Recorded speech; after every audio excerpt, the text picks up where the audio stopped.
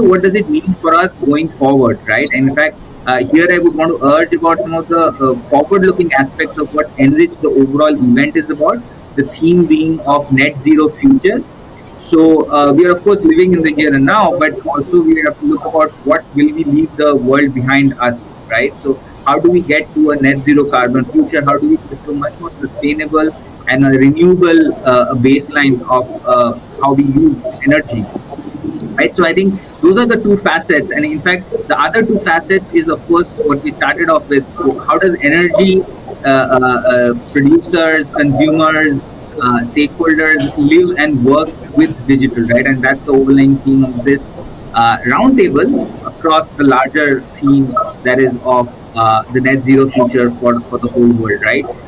So with those two dimensions, and thanking you again to join for this panel, I'll hand over to Sean to kickstart us on what are we really seeing changing in the digital world. Sean?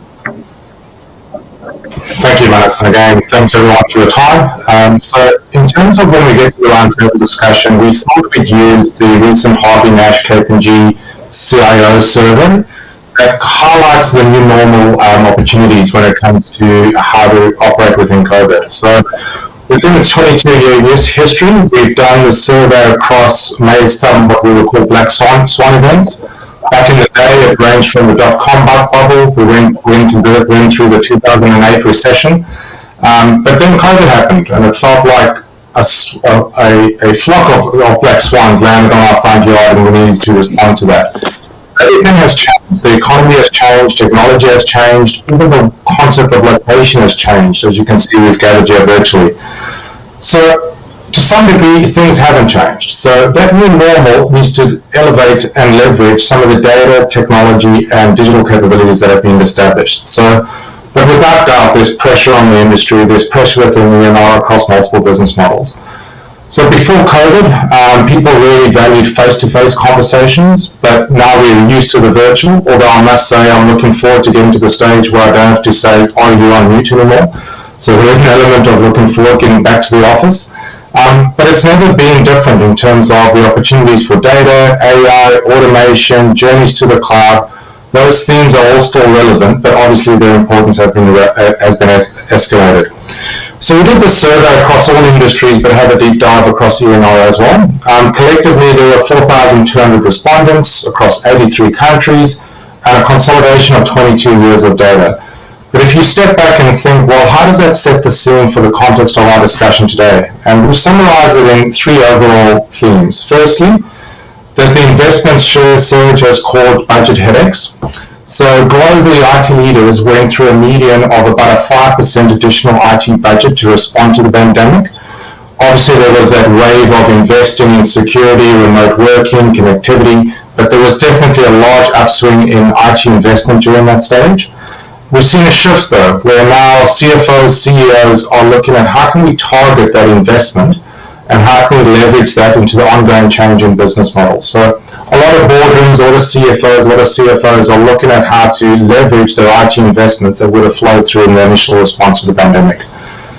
Clearly, each industry is unique in terms of how they're responding. You've got one extreme where healthcare was inundated with demand.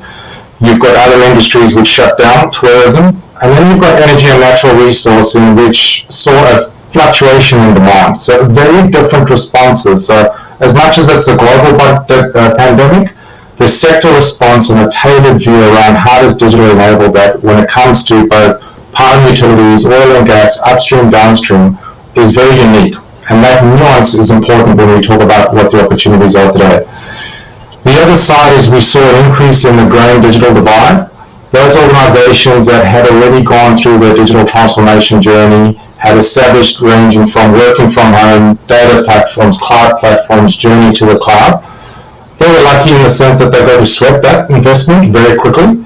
But for those that hadn't gone on that journey, obviously that divide was increased. So there's a large emphasis on catching up if you haven't already, which has put different pressures on different organizations depending on where their CIOs, their CDOs were on their journey. A key thing was a large wave of cybercrime in terms of the importance of that, in terms of both, in this industry, protection of critical infrastructure, the attack scratched the surface space in terms of what could be targeted now significantly increased because you have people working remotely, and all of a sudden every device at home became an extension of your corporate network. So that cybersecurity was really important in terms of a key driver in our response to the pandemic. How we manage employees, especially from a technology leader perspective, there's the mental health component of our technology teams. How are they going through the pandemic? How do we get the most of our workforce who themselves are going through personal challenge during this pandemic? And this is also highlighted even more, the talent pool that's being targeted as we become more digital as part of our business model. So data engineering, cybersecurity specialists are continuing to be in demand. Definitely the recognition now that there's definitive technology leaders. So as technology leaders yourselves, you have gone through the evolution of the CIO getting escalated in terms of the visibility within the organization. That then extended to digital and data. Those now have all converged into what an overall digital leadership should be and culture should be driven with the organization. So very closely linked to the business model that we're seeing out there. And I'll just conclude before we get into the discussion is around, did it really change? We are finding that a lot of the capabilities that we were talking about before COVID are similar to what we're talking about now. What's changed is speed, scale, availability, and resilience. So that investment plan, how we respond as leadership teams to these challenges, is similarly important today as it was yesterday, but obviously in the context of we moving into recovery now. So in summary, that kind of sets the scene, ranging from those 8 priorities, investment changes that we're seeing. Every industry has its own path and how they recover from COVID. ENR specifically is uniquely paced because we've seen a massive increase in demand. The growing digital divide, depending on where organizations are in their life cycle. The ongoing importance of cyber and enabling remote working and protecting critical infrastructure. A new deal for employees, a changing way in which our employees and workforce work, collaborate, and the mental health component of it. The need to diversify in terms of that talent pool.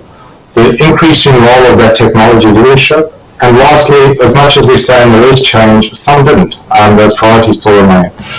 So hopefully that gives you just a quick insight in terms of what the survey has provided. Like I said, there is an ENR deep dive, but these topics we felt resonated for the discussion today. So I'll kick off the conversation then in terms of the first question, and just start with Rajneesh from an HPCL perspective. And given that you've led the digital transformation that HPCL is going through at the moment, what do you see as the key changes in your digital priorities in the last 9 to 12 months?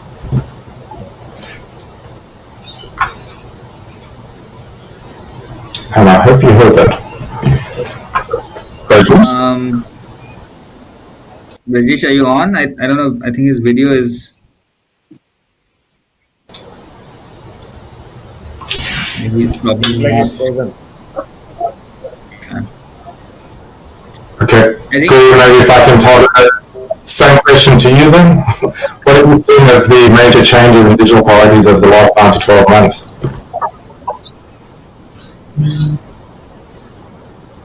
Sorry, whom are you asking this? I was asking you, Rajneesh, but I don't think you can hear me, but then I switched to you if you can maybe respond to that question. Sean, I think were you asking? Yeah, go ahead. So in terms of a digital response, Sean, we've always looked at digital as an opportunity to sort of ensure that we can keep our customer assets reliable, we can ensure that we can reduce their maintenance costs. So the whole journey probably has got accelerated, I would say, by about, say, between 3 to 5 years. What would have happened, say, in the second half of this decade probably is happening now. So in terms of, we see a huge acceleration in terms of what customers want, in terms of ensuring that how can we meet their 3 KPIs, which is cost, reliability, and safe operations. And across the industry, and not just oil and gas, I can see aviation, healthcare, cement, the demand has been very consistent. How can you come in and help us in that journey? And do it now. That's been the whole imperative over the last, say, 9 months or so. Yeah, definitely. I think that answers. Yes, we can. Go for it, Rajneesh. Okay, so I could hear you, but that this is the problem which is happening because I'm competing with our business. So we would have to use some molecules to move you to Delhi and have it. This is what is happening to the business today in terms of serious dip. But at the same time, now I think one which has changed in almost all the companies is the behavior part, that approach to the digital. So there is a lot of demand for accelerated digital which is happening. People find it difficult to find solutions for energy transformation and distributed focus. One thing, at least in downstream companies, getting a lot of focus is that at least digital, we are already moving in this path. So can we make it bigger? Can we get into business models? Can we optimize? Can we reduce costs? So mainly the demands from the digital has really gone up, and maybe I think this is the only positive thing this has delivered to the companies, especially the energy companies.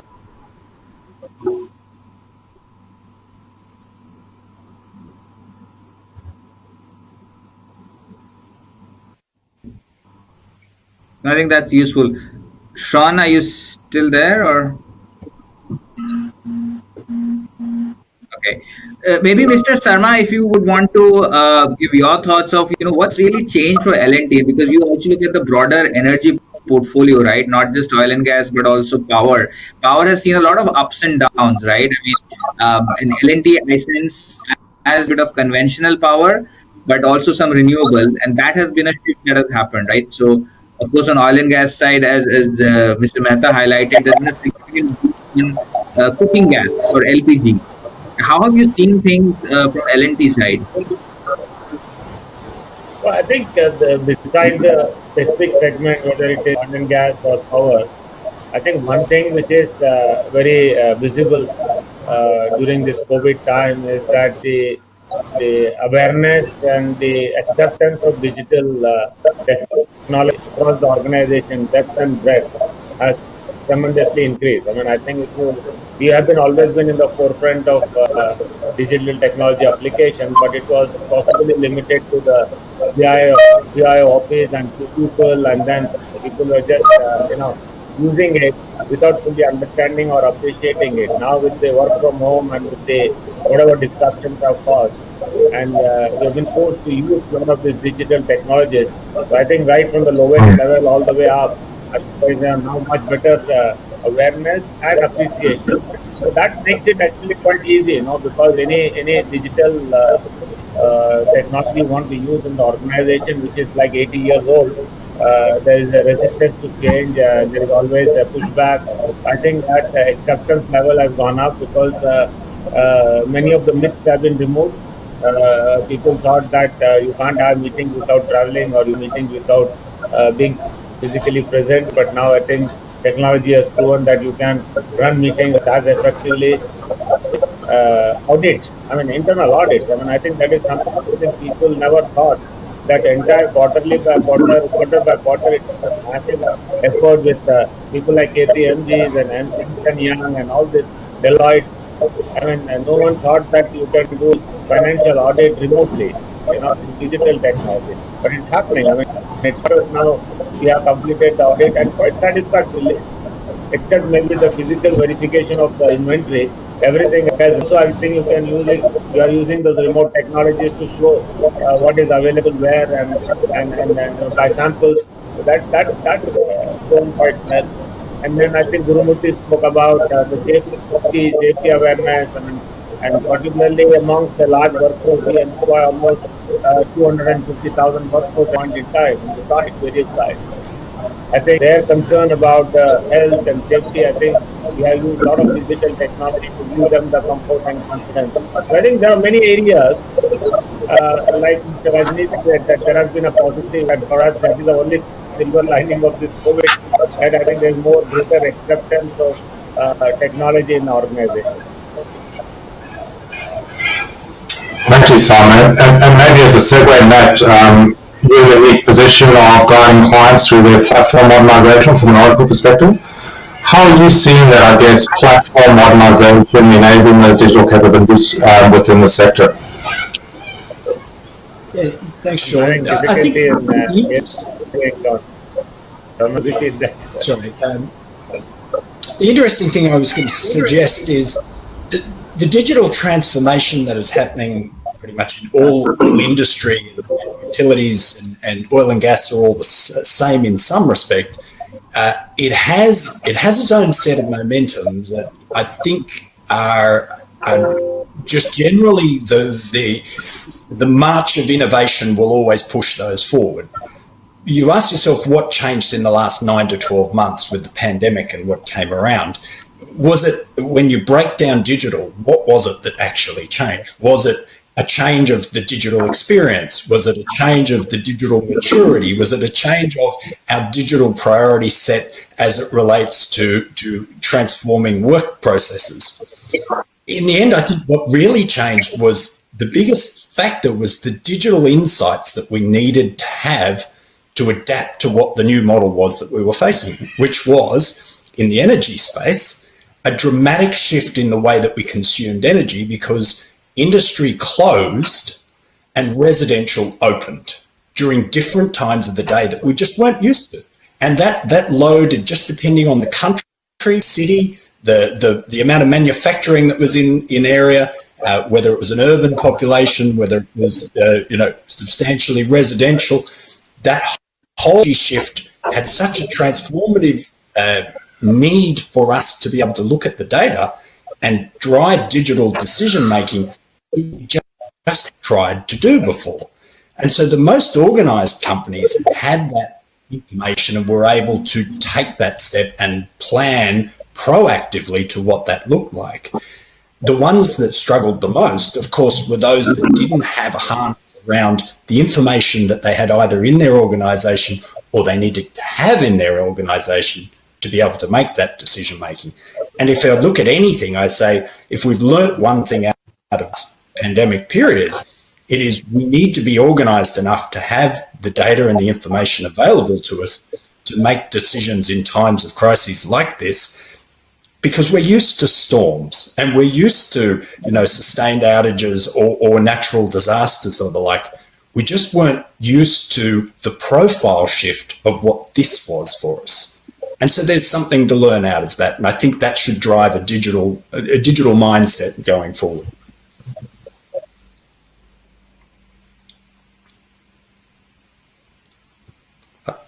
I think we got you on mute, Sean. Thanks, Sean.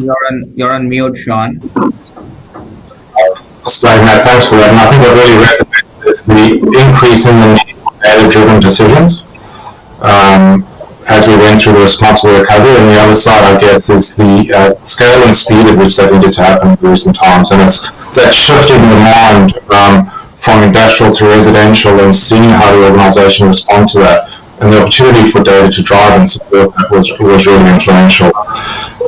Shane, just hand it over to you in terms of comment from your side of the changes you've seen in the last 9 to 12 months. Shane. Hi, Sean. Sorry, there was a bit of a lag there. Sure. For me, from my perspective, I mean, there's three main areas where I've seen some changes in the last 12 months. Number one is the acceptance of these technology. I mean, a lot of this technology has been around for quite some time. Cloud solutions, the data analytics, but to be able to use them and actually drive them into, let's say, very safety critical industries like oil and gas, that the adoption was a little bit hesitant. But now, with the COVID situation, with everyone working from home, we're looking for different business models. The acceptance to actually use these technologies and scale these technologies accelerators. So for me, I think that's one of the most, let's say, obvious examples of how this has impacted mindsets for adopting digital technology.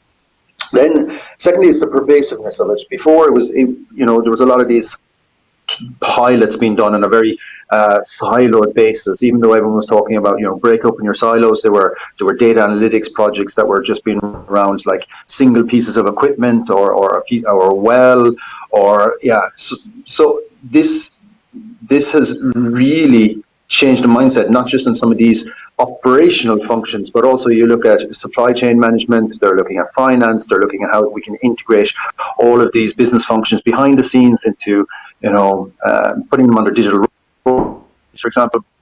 All of this now is pervasive through the entire organization, and that's very interesting. So you have your controllers now coming in and go, hey, how can I use this tool or digital technology that you're implementing on the OT side into the business side. So that's really exciting to see. And finally, for me, it's the sustainability element.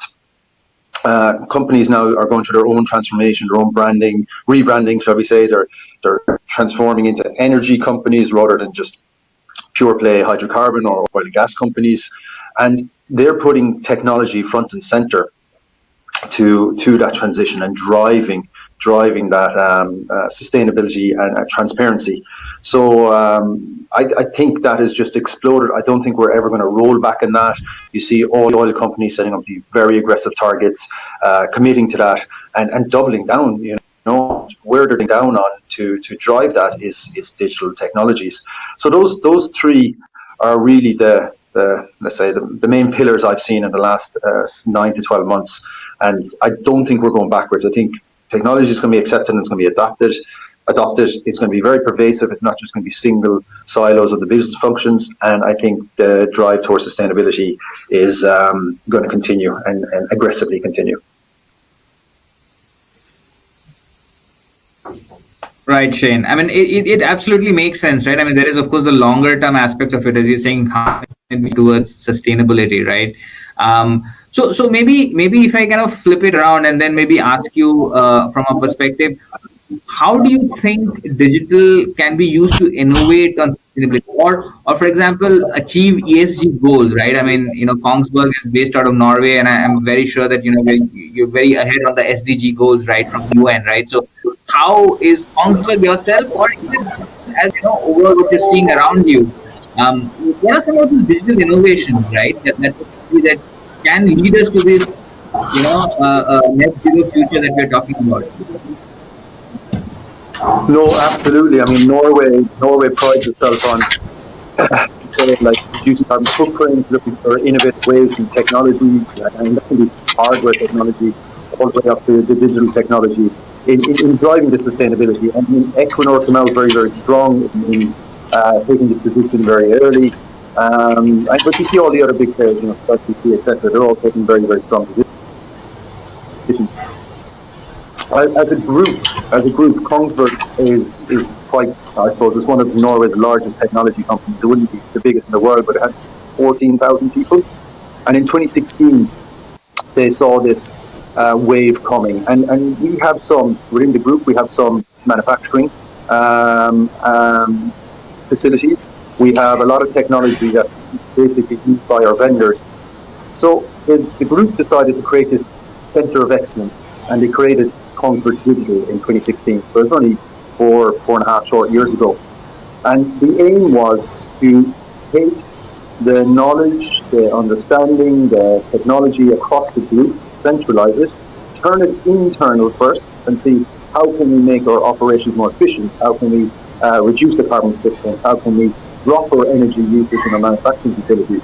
So it started there. Then we saw this is very adaptive for the market, very adaptive for let's say the industries we've been working in, so the maritime industry, the energy industry, utilities industry, renewables industry.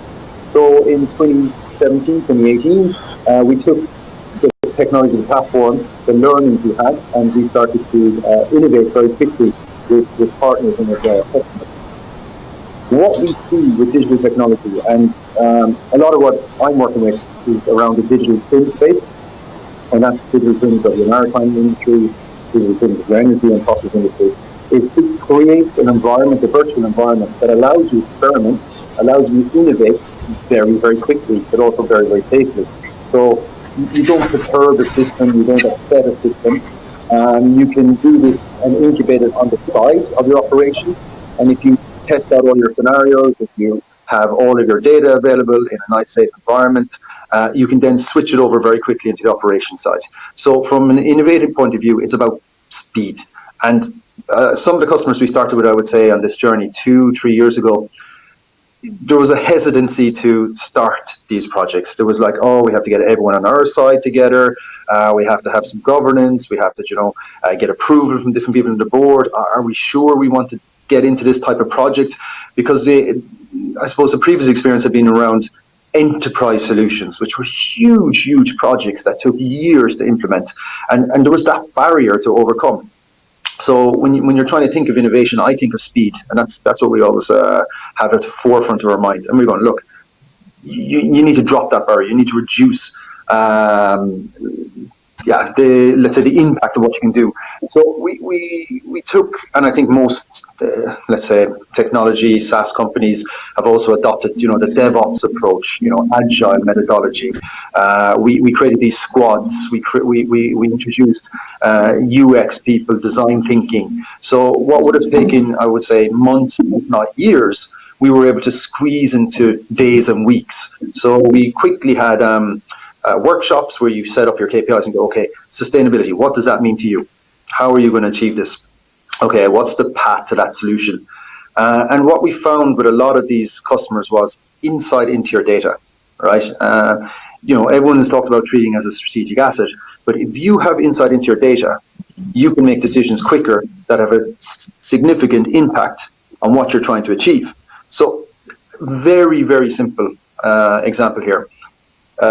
In Norway, there's on every carton of milk, I don't have one here, but they have like the CO2 that's produced per carton of milk. Just very, very simple. So you can see how much CO2 is produced per carton of milk.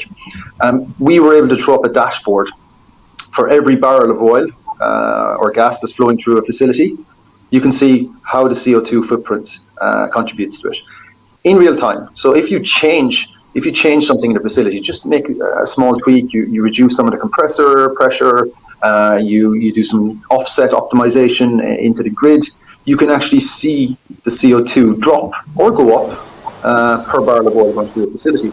And that insight actually, and that transparency really puts it front of mind, and people go, oh, my decision as an operator or a field service engineer or as a controller or as a business improvement person actually has a direct impact, and I can see it happen in real time. So that was very, very, let's say, powerful to drive change and drive, how should I say, awareness of people's decisions within a facility.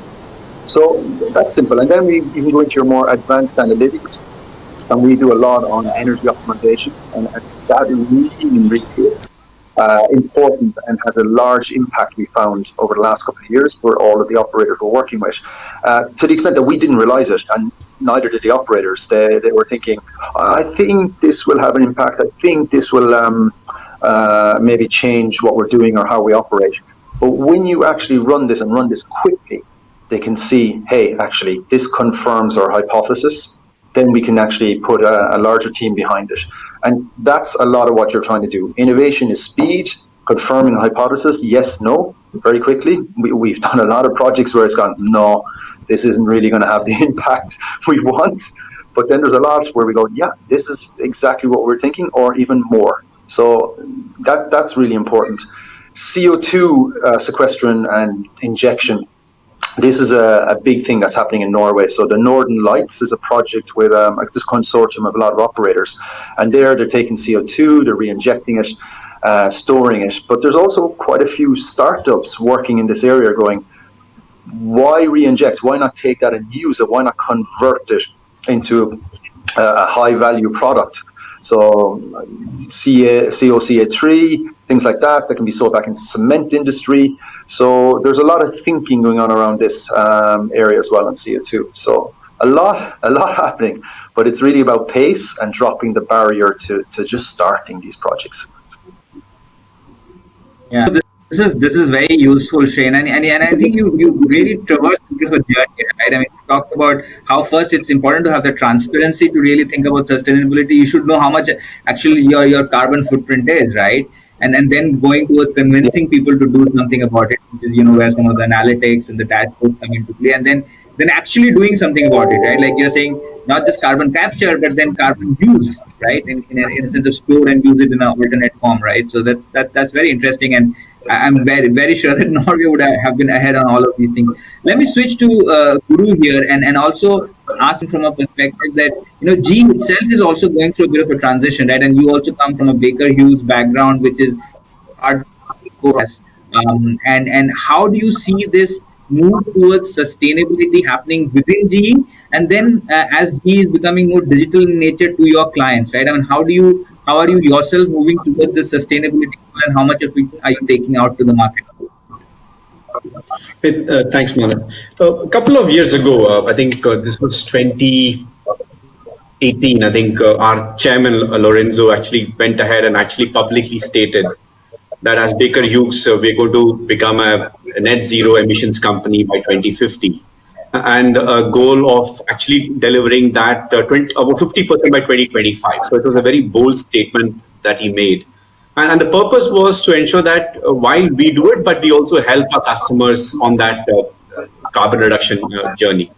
So in terms of what investments have we made, one is obviously looking at our own facilities in terms of what our carbon footprint is, how can we use renewables, for example, more efficiently in some of our facilities.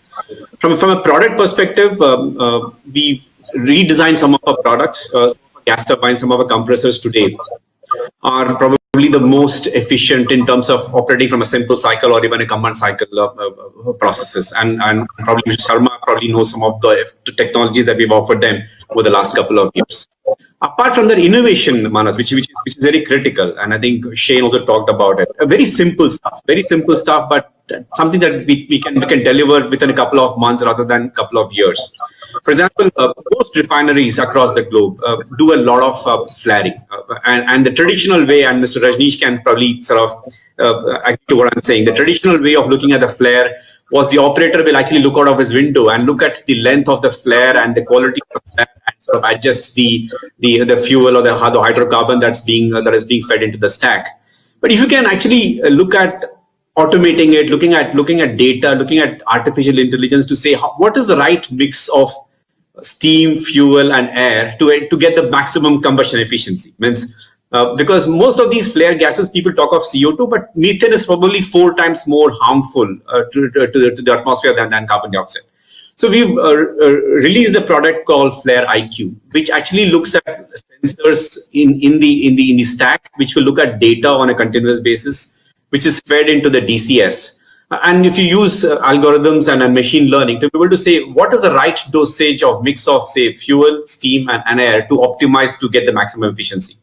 We've offered that to multiple customers. We are actively talking to many of the leading refineries in India to see how can we implement it to help them in their own journey of reducing carbon footprint. Similarly, we have methane sensors, which can look at, these are remotely placed sensors in a refinery or a petrochemical complex, which can pick up any methane leakage at an instant, feed it back to the control room, and the operators can take immediate actions in terms of how do I detect the leak and protect the leak. So these are some of the steps that we as a Baker Hughes are doing to ensure that we can deliver on the sustainability goals that we're talking about. And there are many more such initiatives I can talk about. I'll stop here, Manas. Sure. No, thanks a lot, Guru. Those are very useful examples. And Mr. Sharma, coming to you on this topic, I mean, you know, L&T in your current role, you're both an operator and a producer, as well as, you know, you're also an EPC for many people as well, right? So how do you, in your projects as well, how do you ensure that there is sustainability, that throughout the entire project life cycle, you have a track of your carbon footprint? I mean, and I know L&T has been doing a lot of these things, right, on that, and then in your own operations, if you want to throw some light.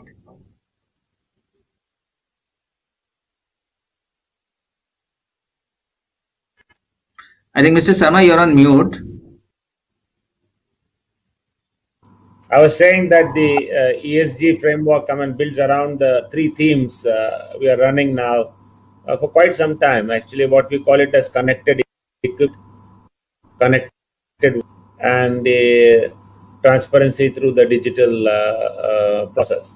So let me explain that. I mean, connected equipment is what we are saying is most of all our majority of our equipments which we use, construction equipment, plant equipment, be it in the shops or be it in the sites, are all now digital. I mean, they have the chips, they are intelligent. So through those technology we are able to monitor them quite effectively. And how does it help the environment is that their utilization, their fuel consumption, the trips they make. I mean, are they running? Machines are running when they are idle, or they are really running when they are in operations. So all those aspects, how many trips they are making, etc., etc. I mean, the entire data is now collected and analyzed in a central system, and so A is the better utilization of individual equipment, and two is that how do we pull them together and minimize the overall utilization or overall demand on this, which essentially be it generators, be it air conditioning. So all of this has a tremendous impact on carbon footprint. So that is one. And I think the second is that they are using also the engineering stage and fabrication stage. We are using the latest technologies like BIM and 3D models and several dimensions of that. Now it is not even 3D; it is 4D, 5D. To see how we can reduce the consumption itself again, which again reduces the less cement, less building materials, less piping. I mean, all this in a way brings down the carbon footprint. In the water field, in a water area where we're doing a lot of irrigation projects, we are doing using the geo mapping and geospatial mapping and survey techniques to see how we can completely optimize the whole network and reduce the footprint of the facilities, which is again reduction in the carbon footprint. So I can go on giving, like Guru said, I mean, I can give several examples of how all these technologies helping us to the carbon footprint. When it comes to safety, the S part of it, I mean, again, it's a connected workplace. We have tried different technologies like RFID and then the QR code and several others to see how we can reduce the and then AR VR solutions for training. So several safety enhancing digital technology tools have been used to sort of improve the overall safety of the people and safety of the assets. Of course, I'm not getting into the asset integrity, which is maybe Rajneesh and Guru can speak more about. But in the project environment, I think our biggest safety is how do we manage the large workforce we deploy, and how do we sort of ensure the training and skill development. So I think everywhere, training, skill development, awareness, behaviors, we are using a huge amount of technical tools. And then when it comes to governance aspect of it, I think it's the governance. I think the best way you can have governance is the transparency, right? I mean, I think more things apparent, better the governance is. So and everything getting paperless kind of transactions, and almost all everything getting digitalized, easy access, faster access. I mean, all this thing is helping the governance aspect of it. So it's a very trans process. And coming to the speed, what Shane was talking about, I just wanted to make a point here that the latest vaccine development reading about for the COVID, I think the speed at which the vaccine has been brought into the market would not have been possible without the AI and the digital platform which has been used. I was told that they completely mapped the COVID DNA and tested it on the digital platform before they started doing the physical testing. This is a lot of reading material around that. So I think that would not have been possible. What normally take 2 years, they've been able to bring it in 6-7 months to the market. So I think that tells us the power of digital technology. Absolutely, Mr. Samay. That's a very here and now and real world example that you said. And in fact, some of the examples that you gave that L&T is doing is quite a large spectrum of things that you're doing, right from, the equipment tracking, utilization to, you were saying the skilling and the AR, VR. So as a follow-up question, may I ask, is this all L&T has done on its own, or you're also leveraging vendors like Oracle, Kongsberg, and others as well? I mean, who are your partners in this journey? I mean, as you know that in the L&T group we have three IT companies, which is L&T Infotech, L&T Technology Services, and Mindtree, and we have also a new division which is L&T Next. So there is a huge amount of expertise available in house to deploy and implement. I mean, Oracle, of course, has been is one of the key players, but it's not necessarily Oracle. We are trying different chips and different digital compatible in the market, because many of them have to work in harsh environment we are operating in. So we have done a lot of experimentation and chosen what we think is the environment in which we work. So most of it is our in-house knowledge. Let's put it like that. Sure. No, understood, Mr. Sharma. So, thank you. And then let me move to Mr. Mehta. And as HPC was also going on its journey, right? I had a kind of a twofold follow-up to what Mr. Sharma was saying. So, similarly, how is HPCL looking towards equity and the sustainability? What are some of the use cases that you're looking at? And as we kind of we obviously don't have the assets that an L&T would have, because there's three IT companies within them. But how are you going about the journey, and what are you, looking at on these use cases around sustainability, safety, and efficiency? So, I mean, I could hear you only partly. So the point which is very peculiar to our business today is that basically COVID has done three things. One is that it affected humans, but more importantly, it has also eaten away the strategy which we had. By the March, we had a good strategy in place. So that strategy is also washed away with our hands. We are now looking at what should be the strategy based on the climate change, based on the auto tech, which is seriously impacting our business. Of course, E2 now, what's happening in geopolitics between US and China, and the kind of narrative. So what we are doing is that we are rewriting the strategy, and then based on we have done a lot of work on our digital strategy, so we are trying to plug it into it. So whatever is the company, we are able to achieve whatever we truly want to achieve.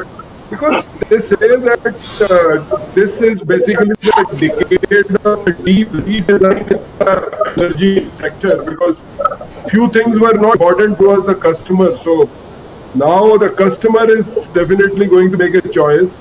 Recently, we were not fusing the physical and digital assets. So like Mr. Subramaniam is talking about, and you spoke about the new assets which are for HPCL. So we would like that fusion to be there, so that there is an agility built into the asset. Because 7 years from now, I don't think any energy company will have habits which are only physical, and they are basically, you can say, the cyber physical assets. So people are talking of something like Tesla. So you have the assets like that, so that you can get the best value out of them. And another part which we have to change in our DNA is a lot of collaboration is needed in the digital journey now to happen, or which will accelerate journey which will happen for the oil industry will require collaboration, which we are very used to it. It's more like a competing industry rather than a collaborating industry. So that's how, with the help of KPMG, we are now pushing some seriously big pilot projects, so that we move towards that journey, what we are going to be in 2 to 3 years. But definitely not on the table is that HPCL remains the way it is today. So it has to either, people talked about oil and become gas and oil, and then some companies change their names also to sound little more better, and then maybe become an energy company. Because finally, sustainability, everyone talks about a cyclical industry, but we have to convert it into a square also, because there is a investor who has invested the money. There are pension holders who are waiting for their pensions. So how to make the business sustainable and also do the transition without putting your own balance sheet on fire. that's where I think the digital is going to play a very important role, and I mean the inertia which was there, I think, is removed by the COVID. No, I think that's a very valid point. Right? I mean, I think what you were saying is people were always getting into digital, but the hesitance, or maybe in some sense, I think given that barrier is gone, it's now about how do we really use it to transition, as you rightly said, because nobody wants to set their balance sheet on fire because there is a huge base. I mean, the HPCL yourself, or L&T, or GE, the parent company, there are significant assets